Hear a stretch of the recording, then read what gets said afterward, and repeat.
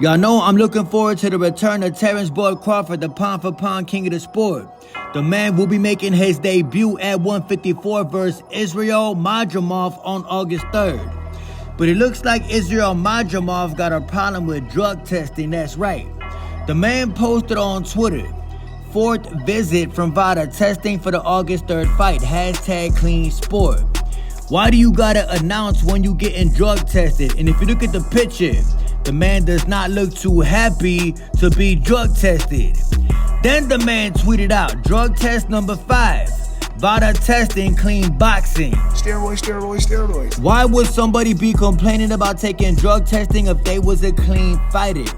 The last time I saw somebody complain about taking too many drug tests was when Naoya Inoue, the hype job, posted this on Twitter. Talking about, yo, they drug testing me way too much. Why would a clean fighter have an issue with drug testing? Who made the most money? You know, if you're a pathological liar, the last thing you want to do is take a polygraph test. If you are a steroid user, PED user, the last thing you want to do is take a PED test. I'm not saying that Israel Madrimov is on anything, but it definitely looks suspicious that he complaining about drug testing. Fuck the Haney! Speaking of Bud Crawford, the pound-for-pound king, the man was in the gym working on some techniques with Mr. Andre Ward, the greatest fighter out of California to ever live. The greatest fighter out the Bay to ever live, not Devin Haney. As y'all can see, they chopping it up. I bet y'all Andre Ward is telling Bud Crawford, yo, I could beat Canelo. We know you could beat Canelo. Canelo Alvarez is a disgrace to boxing. I was born ready. But in all seriousness, I seen y'all cornballs in the comment section talking about, yo, Bud Crawford is way too small to compete at 154. Let me tell y'all something.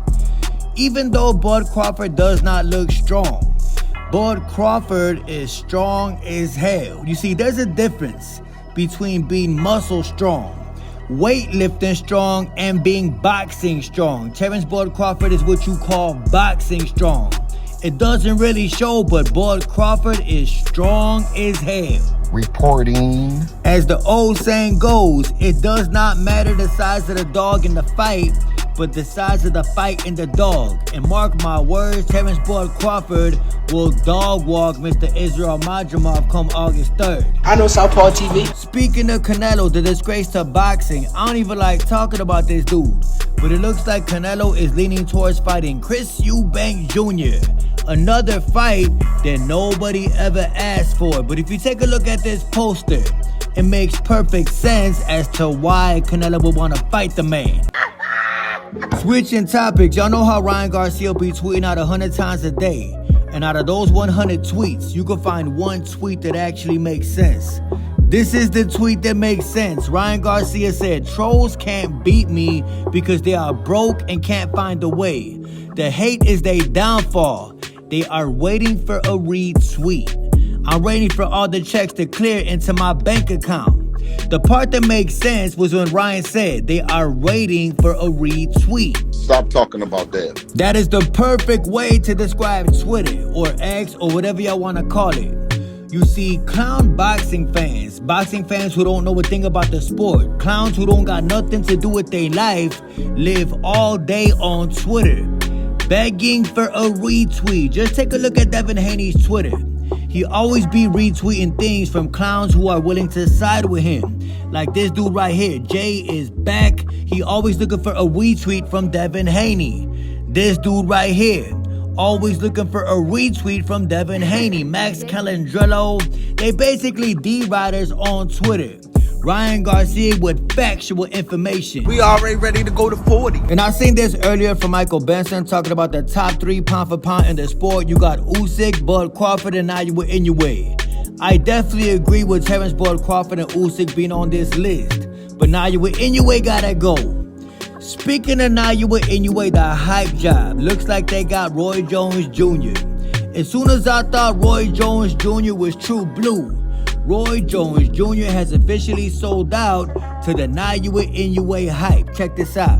Inoue, that is a bad dude. Say what you want, I know he way over there in Japan or whatever he is, but that is a bad dude. I think that dude really is pound number 1. He's definitely the face of boxing internationally for sure. Hey, yo, Roy Jones Jr., make up your mind, bro.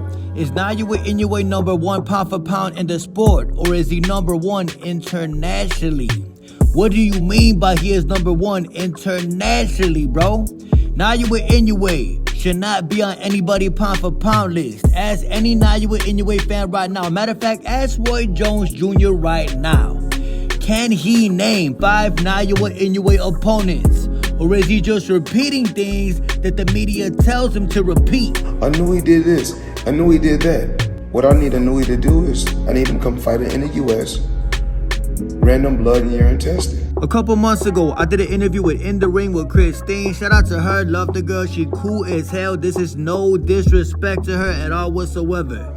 If y'all not following her on Twitter, go give her a follow on Twitter. She got a dope podcast.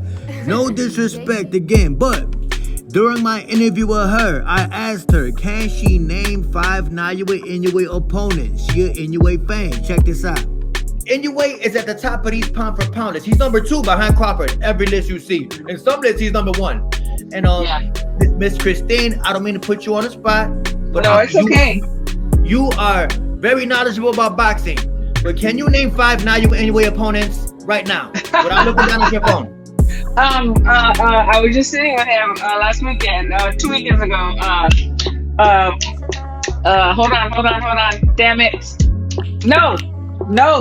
No, I can't. That's what I'm talking about. Except, yeah. Like I said, no disrespect to Miss Christine. She got the best podcast on Twitter. But I'm trying to tell y'all, not even Naoya Inoue's biggest fans can name 5 of his opponents without looking them up on their cell phone. Inoue just is not that guy. It's kind of sad that we seen legends in the game, former pound for pound kings in the game, talking about Naoya Inoue's the best fighter on the planet. Coming from Roy Jones. Roy Jones used to be the pound for pound king of the sport before Floyd Mayweather even was the pound for pound king. I don't glorify that. I'm trying to tell y'all, I feel like these dudes are getting paid to push an Inoue narrative. Like Floyd Mayweather said, Inoue needs to come to the United States of America, take random blood and urine testing, or he ain't never gonna be respected. But instead, he will make his opponents go to the country of Japan, breathe the Japanese air, drink the Japanese water, eat from the Japanese restaurants, and adapt to the Japanese time zone. He forever gonna do this until the man retires. Until then, Naoya Inoue ain't nothing but hype if you ask me. I knew he did this. I knew he did that. Random blood and urine testing.